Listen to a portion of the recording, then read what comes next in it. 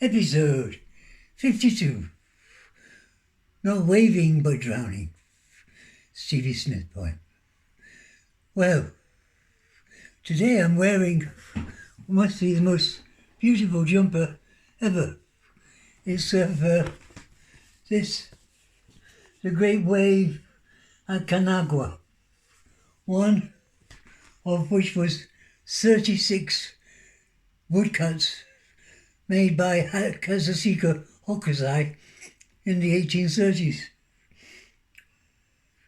This book just contains 12, but there are 36.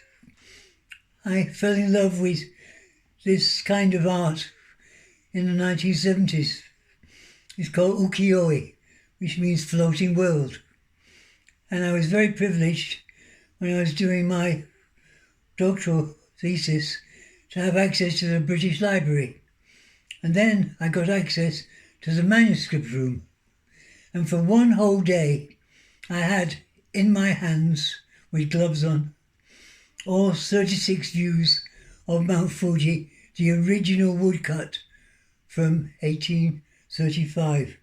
And I spent 6 wonderful hours just looking, every single tiny detail, going over it and over it and over it. It was a wonderful day. A few years later, this kind lady whom I worked with for the National Curriculum Council knitted me this jumper of the Great Wave of Kanagwa, which I'd valued once at £6,000, which was rather silly. But what is interesting about this particular picture is that there are 3 boats, and it looks as if they're all going to be swamped, but it's an illusion. It's a floating world. The only reality is Mount Fuji. That's the one thing in 36 views of Mount Fuji that remains. That is all that there is. There's a poem by Li Po, 5th century before Christ, poet who said, "We sit alone, a mountain and I, and now it is just a mountain." And what this is about is, when you study it, the first boat has missed it, and the second boat and the third boats are on the other side of it. So it's an illusion that they're not being swamped. They're just waving, not drowning.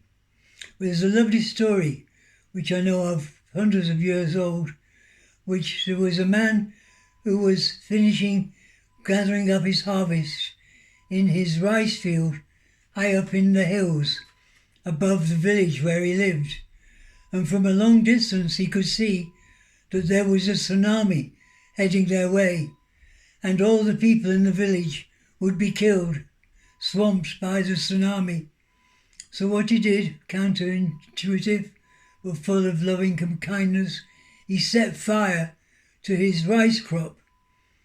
And as the people looked up and saw the flames from the rice crop burning, they ran up the hill to help him. And because they ran up the hill to help him, they were saved from the tsunami. He gave up his living for a year to save the people of his life. It's a beautiful ending to this quite common feature now of the tsunami, and one that should gladden any heart. Peace on you, and blessings on those you love. Patrick, in the nursing home.